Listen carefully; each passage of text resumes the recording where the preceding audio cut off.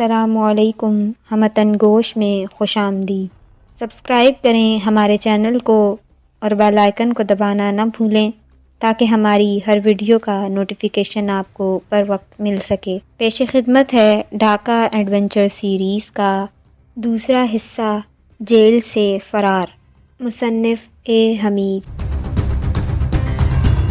قسط نمبر 4، باہر موت تھی۔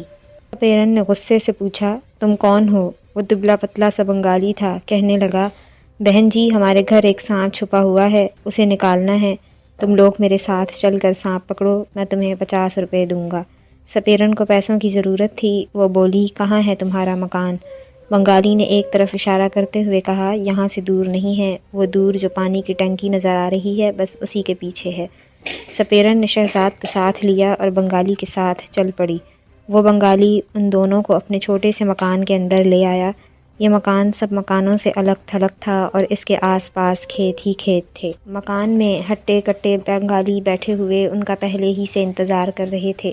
بنگالی نے ان سے کہا، بنسی میں سپیرے کو لے آیا ہوں، یہ سانپ کو پکڑے گی، اس کے ساتھ 50 روپے طے ہو گئے ہیں۔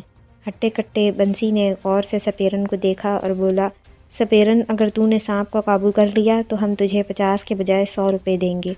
شہزاد خاموش تھا۔ سپیرن نے پوچھا، سانپ کس جگہ پر ہے؟ بنسی نے کہا، اس کوٹھڑی میں ہے، آؤ میرے ساتھ۔ دونوں بنگالی سپیرن اور شہزاد کو کوٹھڑی کے اندر لے گئے۔ کوٹھڑی چھوٹی سی تھی مگر سپیرن یہ دیکھ کر کچھ حیران ہو گئی کہ کوٹھڑی کا فرش ایک جگہ سے کھدا ہوا تھا اور وہاں ایک گڑھا بن گیا تھا۔ سپیرن نے گڑھے کی طرف غور سے دیکھا۔ بنگالی نے کہا، سانپ اس گڑھے کے اندر چھپا ہے۔ کوٹھڑی میں بجلی کا بلب روشن تھا۔ اس کی روشنی میں شہزاد اور سپیرن نے جھک کر دیکھا۔ گڑھے کے اندر ایک سنہری کلگی والا سانپ پتھروں اور مٹی پر کنڈلی مارے بیٹھا تھا۔ سپیرن فوراً سمجھ گئی کہ یہ خزانے کا سانپ ہے اور اس گڑھے کے اندر پتھروں کے نیچے کوئی خزانہ دبا ہوا ہے، کیونکہ خزانوں پر ہی ایسے کلگی والے سانپ پہرا دیتے ہیں۔ بنگالی بولا، کیا بات ہے سپیرن، تم سانپ کو پکڑتی کیوں نہیں ہو؟ سپیرن نے کہا، تم اس سانپ کو پستول یا اینٹ پتھر سے بھی مار سکتے تھے، پھر کسی سپیرن کو بلانے کی کیا ضرورت تھی؟ دوسرے بنگالی نے کہا، ہم نے اس سانپ پر کئی فائر بھی کیے اور پتھر بھی مارے مگر فائر سے پہلے ہی یہ غائب ہو جاتا ہے، تمہیں ابھی تماشا کر کے دکھاتا ہوں۔ یہ کہہ کر بنگالی نے ایک پتھر اٹھایا۔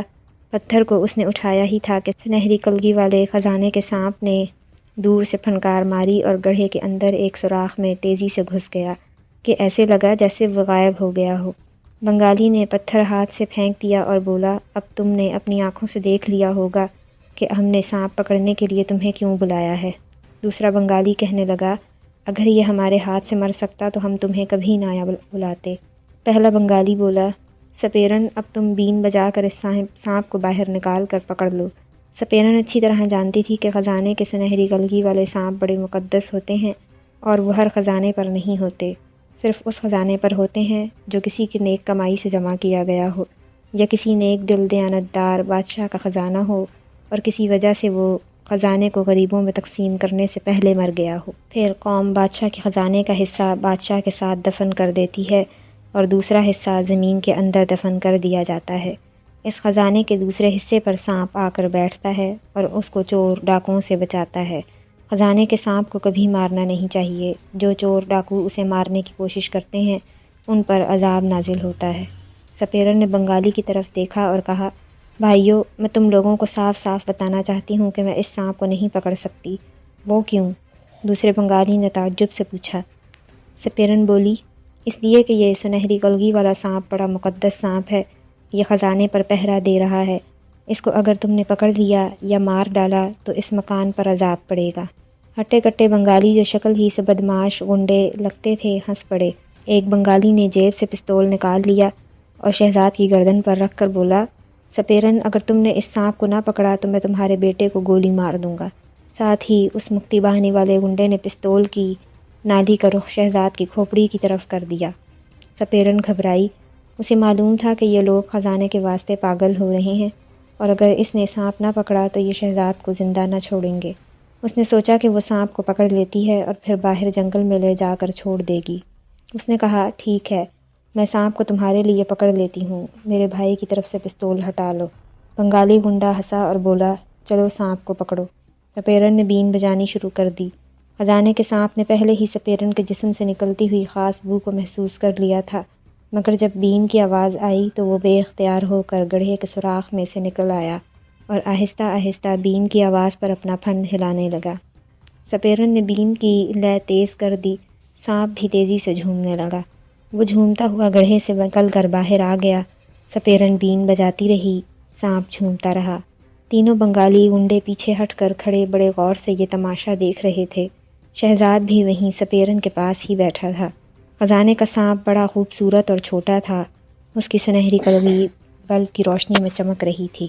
اتنے میں ایک بنگالی گنڈے نے ٹین کا ڈبہ سپیرن کے آگے کر دیا اور بولا، سانپ کو اس کے اندر بند کر دو۔ سپیرن ان کا حکم ماننے پر مجبور تھی۔ اس نے ڈبہ سانپ کے آگے کر دیا۔ سانپ ڈبے کے پاس آ کر جھومنے لگا۔ وہ اس میں داخل نہیں ہو رہا تھا، مگر بین کی آواز پر وہ مست ہو گیا ہوا تھا۔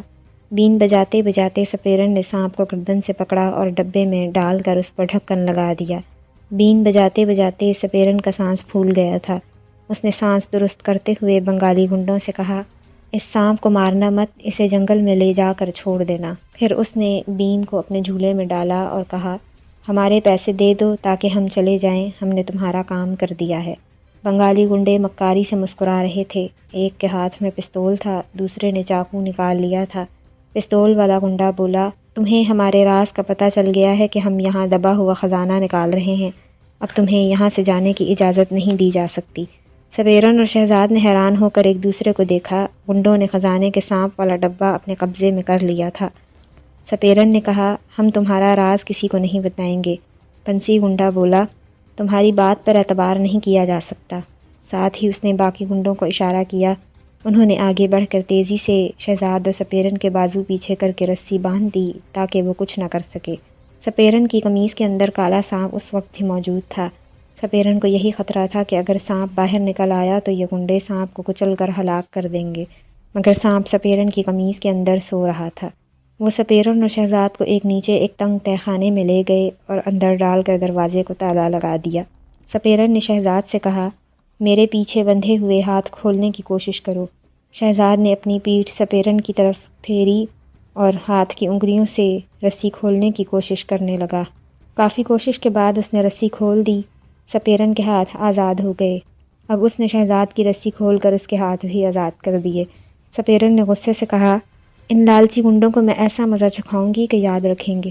اس کے ساتھ ہی سپیرن نے اپنی قمیص کے اندر سے کالے سانپ کو نکالا اور اسے چوم کر کہا، اس تہ خانے کے باہر 3 گنڈے ہیں، جاؤ اور انہیں ڈس کر ختم کر دو۔ کالا سانپ رینگتا ہوا تہ خانے کے دروازے تک گیا، مگر دروازہ لوہے کا تھا اور وہاں کوئی ایسا سوراخ نہ تھا جس میں سے وہ گزر کر باہر نکل سکتا۔ تہ خانے میں کوئی کھڑکی روشن دان بھی نہیں تھا۔ سانپ ادھر ادھر کوشش کرنے لگا مگر وہ باہر نہ نکل سکا۔ یہ حالت دیکھ کر سپیرن پریشان ہوئی۔ شہزاد نے کہا، اب کیا کیا جائے؟ سانپ کے باہر نکلنے کا کوئی راستہ نہیں ہے۔ سپیرن نے سانپ کو اٹھا کر اپنی کلائی میں لپیٹ لیا اور بولی، کوئی دوسری ترکیب سوچنی ہوگی۔ ادھر یہ ہو رہا تھا اور دوسری طرف تینوں گنڈے گڑھے کو تیزی سے کھود رہے تھے۔ خزانہ کافی نیچے دفن تھا۔ جس ڈبے میں خزانے کا سانپ بند تھا وہ ڈبہ ایک بنگالی گنڈا ساتھ والی کوٹھری میں میز پر رکھ آیا تھا کہ خزانے کو نکالنے کے بعد وہ سانپ کو جنگل میں جا کر چھوڑ آئے گا۔ وہ گڑھے کو کھودتے گئے۔ یہ ایک پٹھان پاکستانی کا مکان تھا جس کو لوگوں نے لوٹ لیا تھا۔ ان بنگالی گنڈوں کو کسی نے بتایا تھا کہ اس کی ایک کوٹھری میں پرانا خزانہ دفن ہے، چنانچہ وہ زمین کھودتے رہے۔ آخر نیچے سے ایک لوہے کا صندوق نکل آیا۔ وہ بڑے خوش ہوئے۔ انہوں نے لوہے کے صندوق کو گڑھے سے باہر نکالا۔ صندوق کو تالا لگا ہوا تھا۔ ایک پتھر مار کر اس کا تالا توڑ دیا گیا۔ جب صندوق کا ڈھکنا کھولا گیا تو سب کی آنکھیں حیرت سے پھٹی کی پھٹی رہ گئیں۔ صندوق میں ہیرے، جواہرات اور سونے کی ڈلیاں بھری ہوئی تھیں۔ تینوں بنگالی گنڈے خوشی سے اچھل پڑے۔ ایک نے کہا، ہمیں اس خزانے کے 3 حصے کرنے ہوں گے، ہم سب کو ایک ایک حصہ ملے گا۔ میرا حصہ بھی دے دو، دوسرا بولا۔ تیسرے گنڈے نے کہا، مرے کیوں جاتے ہو، سب کو اس کا حصہ ملے گا۔ پھر انہوں نے خزانے کو صندوق سے باہر نکالا اور اس کی برابر برابر 3 ڈھیریاں بنا لیں۔ سب نے اپنے اپنے حصے کا خزانہ اپنے اپنے تھیلے میں ڈال لیا۔ ان میں سے جس کے پاس پستول تھا اس کی نیت خراب ہو گئی۔ اچانک اتنی زیادہ دولت ہاتھ لگ جائے تو آدمی کی نیت بدلتے دیر نہیں لگتی۔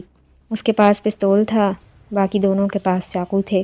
پستول والے گنڈے نے کہا، میرا خیال ہے کہ ہمیں رات اسی جگہ گزارنی چاہیے، باہر انڈین فوج رات کو پھر رہے ہوں گے، انہوں نے ہمیں جاتے دیکھا تو تلاشی ضرور لیں گے اور ہم سے خزانہ چھین لیں گے۔ دوسرے گنڈے بھی ڈرتے تھے کہ کہیں ان سے فوجی خزانہ نہ چھین لیں۔ وہ مان گئے کہ رات اسی کوٹھری میں بسر کر لیں گے۔ دونوں وہیں لیٹ گئے۔ انہوں نے اپنا اپنا خزانے کا تھیلا اپنے سینے سے لگا رکھا تھا۔ ان میں سے کسی کو نیند نہیں آ رہی تھی۔ ہر کوئی یہی سوچ رہا تھا کہ کہیں اس کا ساتھی اسے ہلاک نہ کر دے۔ پستول والے بنگالی گنڈے نے کہا، تم یہاں آرام کرو، میں باہر جا کر پہرا دیتا ہوں کہ کہیں کوئی انڈین فوجی ادھر نہ آ جائے۔ پستول والا گنڈا دروازے سے باہر نکل گیا۔ باہر نکلتے ہی اس نے پلٹ کر جیب سے پستول نکال لیا اور بند دروازے کے ساتھ لگ کر درز میں سے اندر دیکھنے لگا۔ اس کے دونوں گنڈے ساتھی فرش پر لیٹے ہوئے تھے۔ اپنا اپنا خزانہ انہوں نے سینے سے لپٹا رکھا تھا۔ دونوں کی آنکھیں بند تھیں مگر اصل میں دونوں جاگ رہے تھے۔ اچانک ان میں سے ایک تیزی سے اٹھا، اس کے ہاتھ میں چاقو تھا۔ اٹھتے ہی اس نے دوسرے پر حملہ کر دیا۔ دوسرے نے بھی چاقو نکال لیا۔ دونوں کی جنگ شروع ہو گئی۔ دونوں ایک دوسرے کے حصے کے خزانے پر قبضہ کرنا چاہتے تھے۔ ان میں سے ایک طاقتور تھا۔ اس نے دوسرے کو نیچے گرایا اور پھر اس کے سینے میں چاقو کے اوپر تلے 3 وار کر دیے۔ کمزور گنڈا وہیں ٹھنڈا ہو گیا۔ طاقتور گنڈے نے اپنے ساتھی کا تھیلا بھی اٹھا لیا اور دروازے کی طرف لپکا، مگر اسے کیا خبر تھی کہ باہر موت اس کا بھی انتظار کر رہی ہے۔ جوں ہی وہ باہر آیا، تیسرے گنڈے کی پستول سے دھماکے کے ساتھ فائر ہوا اور گولی سیدھی دوسرے گنڈے کے سینے کو چیرتی ہوئی نکل گئی۔ وہ ہلکی سی چیخ مار کر نیچے گرا اور وہیں ٹھنڈا ہو گیا۔ تیسرے گنڈے نے دونوں تھیلیوں کو اٹھا لیا۔ وہ اس خزانے سے بھرے ہوئے تینوں تھیلے لے کر باہر نہیں نکلنا چاہتا تھا، کیونکہ رات کا وقت تھا اور شہر میں انڈین فوج پھر رہی تھی۔ تیسرا بنگالی گنڈا اب کوٹھڑی میں آ گیا۔ اس نے خزانے والے تھیلے الماری میں بند کر دیے اور خود چارپائی پر لیٹ کر صبح ہونے کا انتظار کرنے لگا۔ وہ دن کی روشنی میں آسانی سے فرار ہو سکتا تھا۔ پستول کے فائر کی آواز نیچے تہہ خانے میں سپیرن اور شہزاد نے بھی سن لی تھی۔ شہزاد نے کہا، یہ پستول کی آواز کیسی ہے؟ سپیرن نے کہا، ضرور یہ گولی کی آواز ہے، ایک گنڈے نے دوسرے گنڈے پر چلائی ہوگی۔ خزانے کی بات پر ان کا جھگڑا ہو گیا ہوگا۔ ہمیں کیا کرنا چاہیے اب؟ شہزاد نے سوال کیا۔ سپیرن دروازے کے پاس جھک کر کوئی سوراخ تلاش کرنے لگی۔ ہمیں یہاں کوئی سوراخ تلاش کرنا یا بنانا ہوگا تاکہ سانپ اس میں سے گزر سکے، مگر لوہے کے دروازے میں سوراخ نہیں ہو سکتا تھا۔ شہزاد نے دیوار کی ایک اینٹ کو غور سے دیکھا اور بولا، یہ اینٹ اپنی جگہ سے ہلی ہوئی ہے۔ سپیرن نے اینٹ کو ہلایا تو وہ ہلنے لگی۔ انہوں نے اینٹ کو باہر نکالنے کی کوشش شروع کر دی۔ آدھے گھنٹے کی سخت محنت کے بعد وہ اینٹ کو باہر نکالنے میں کامیاب ہو گئے، مگر اس کے پیچھے ایک اور اینٹ لگی ہوئی تھی۔ لیکن پہلی اینٹ اکھڑ جائے تو دوسری اینٹ کو نکالنا زیادہ مشکل نہیں ہوتا، چنانچہ وہ دوسری اینٹ کو بھی نکالنے میں کامیاب ہو گئے۔ اب دیوار میں ایک چوڑا سوراخ ہو گیا تھا۔ سپیرن نے سانپ کو سوراخ میں سے دوسری طرف نکال دیا۔ سانپ رینگتا ہوا فرش پر چلنے لگا۔ اندھیرے میں وہ رینگتا ہوا سیڑھیوں میں آ گیا۔ سیڑھیاں اوپر چڑھا تو اسے خون کی بو آئی۔ وہ اس طرف رینگنے لگا۔ اس نے دیکھا کہ کوٹھڑی کے باہر ایک آدمی کی لاش پڑی ہے۔ کوٹھڑی کے اندر بھی ایک لاش پڑی تھی۔ سانپ کو ایک زندہ آدمی کی بو آ رہی تھی۔ سپیرن نے اسے اسی زندہ انسان کو ڈسنے کے لیے بھیجا تھا۔ وہ زندہ انسانی بو کے پیچھے چل پڑا۔ رینگتے رینگتے وہ اس کی کوٹھڑی کے باہر آ گیا، جس کے اندر چارپائی پر تیسرا گنڈا لیٹا ہوا تھا۔ وہ جاگ رہا تھا۔ اتنا بڑا خزانہ پا کر اور پھر ایک خون کرنے کے بعد انسان کو نیند کیسے آ سکتی ہے؟ کوٹھڑی کا دروازہ تھوڑا سا کھلا تھا۔ کالا سانپ اندر داخل ہو گیا۔ کوٹھڑی میں بلب روشن تھا۔ سانپ نے دیکھا کہ ایک ہٹا کٹا آدمی چارپائی پر لیٹا ہوا ہے۔ سانپ نے اسی کو ڈسنا تھا۔ گنڈے کو محسوس ہوا کہ کوٹھڑی میں کوئی شے حرکت کر رہی ہے۔ اتنے میں اسے پھنکار کی آواز سنائی دی۔ گنڈے نے آنکھیں کھول دیں اور تیزی سے اٹھ کر بیٹھ گیا۔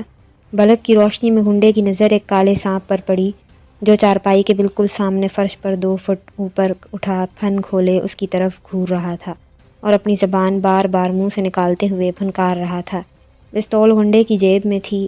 پہلے تو سانپ کی دہشت سے اس کا جسم ٹھنڈا پڑ گیا، پھر اس نے سوچا کہ اگر اس نے جرأت سے کام نہ لیا تو یہ سانپ اسے ہلاک کر دے گا۔ اس نے تیزی سے جیب میں ہاتھ ڈال کر پستول نکالنے کی کوشش کی ہی تھی کہ اتنی ہی دیر میں سانپ نے اچھل کر اس کی ٹانگ پر ڈس دیا۔ جوں ہی کالے سانپ کا خاص خطرناک زہر گنڈے کے خون میں داخل ہوا، اس کا گلا بند ہو گیا، جسم سن ہو گیا اور اس کے ہاتھ سے پستول گر پڑی اور وہ وہیں چارپائی پر گر گیا۔ کالے سانپ کو معلوم تھا کہ اسے دوسری بار ڈسنے کی ضرورت نہیں ہے۔ اس کو ایک بار ڈسنا کافی ہے۔ سانپ واپس ہوا، وہ رینگتا ہوا نیچے سپیرن کے پاس آ گیا۔ سپیرن نے سانپ کو دیکھتے ہی محسوس کر لیا کہ وہ دشمن کو ہلاک کر کے آیا ہے، کیونکہ سانپ کی آنکھوں میں ایک خاص چمک تھی جو انسان کو ہلاک کرنے کے بعد سانپوں میں قدرتی طور پر آ جاتی ہے۔ شہزاد نے پوچھا، کیا یہ سانپ ان تینوں کو ہلاک کر کے آیا ہے؟ سپیرن نے کہا، ہاں، یہ دشمن کو ختم کر آیا ہے، اب ہمیں یہاں سے باہر نکلنا ہے۔ انہوں نے دیوار میں سے باقی اینٹوں کو بھی اکھاڑ دیا، اب گول شکاف بن گیا تو وہ دونوں باری باری تہہ خانے سے باہر نکل آئے، سیڑھیوں پر سے ہو کر اوپر اس کوٹھری میں آ گئے جہاں انہیں تیسرے گنڈے کی لاش سپیرن نے جھک کر دیکھا اور کہا، اس کو میرے سانپ نے ڈسا ہے۔ شہزاد نے کہا، باقی گنڈے کہاں ہیں؟ بہت جلد انہیں باقی 2 گنڈوں کی بھی لاشیں مل گئیں۔ ان کی خون آلودہ لاش نے ساری کہانی اپنے آپ بیان کر دی۔ شہزاد بولا، ہمیں اس جگہ سے بھاگ جانا چاہیے۔ سپیرن نے کونے میں ٹین کا ڈبہ دیکھا، اس میں سے اس خزانے کے سانپ کی ہلکی ہلکی پھنکاریں سنائی دے رہی تھیں۔ اس نے ڈبے کی طرف اشارہ کر کے کہا، معلوم ہوتا ہے کہ خزانے کا سانپ اس ٹین کے ڈبے میں بند ہے۔ سپیرن نے آگے بڑھ کر ٹین کا ڈبہ اٹھا لیا، اس کے اندر سے سانپ کی آواز آ رہی تھی۔ سپیرن نے ڈبے کا ڈھکنا کھول دیا، اندر سے سانپ باہر نکل آیا۔ سپیرن نے خزانے کے سانپ کو اپنی کلائی کے گرد لپیٹ لیا اور شہزاد سے کہا، خزانے کے تینوں تھیلے ہمیں مل گئے ہیں، میں چاہتی ہوں کہ اس خزانے کو یہیں دبا دیا جائے جہاں سے اس کو نکالا گیا تھا۔ انہوں نے خزانے کے تینوں تھیلوں کو اٹھایا اور اس کوٹھری میں آ گئے جہاں گڑھا کھدا ہوا تھا اور خزانے کا خالی صندوق وہیں پڑا تھا۔ سپیرن نے خالی صندوق کو اٹھا کر گڑھے میں رکھ دیا، پھر اس میں ہیرے جواہرات اور سونے کی ڈلیوں سے بھرے ہوئے تینوں تھیلوں کو ڈال کر ڈھکنا بند کر دیا۔ اس کے بعد سپیرن نے سانپ کو خزانے کے صندوق پر چھوڑ دیا۔ خزانے کا سانپ ایک سوراخ میں گھس گیا، پھر سپیرن اور شہزاد نے اوپر مٹی ڈال کر گڑھے کو بند کر دیا۔ اس کے ساتھ ہی یہ قسط اپنے اختتام کو پہنچی۔ امید ہے آپ کو یہ قسط پسند آئی ہوگی۔ اگر آپ کو یہ قسط پسند آئی ہو تو اس ویڈیو کو لائک کریں اور زیادہ سے زیادہ شیئر کریں اور کامنٹ کر کے بتائیں کہ آپ کو یہ قسط کیسی لگی۔ اب آپ سے اگلی قسط میں ملاقات ہوگی، تب تک کے لیے اللہ حافظ۔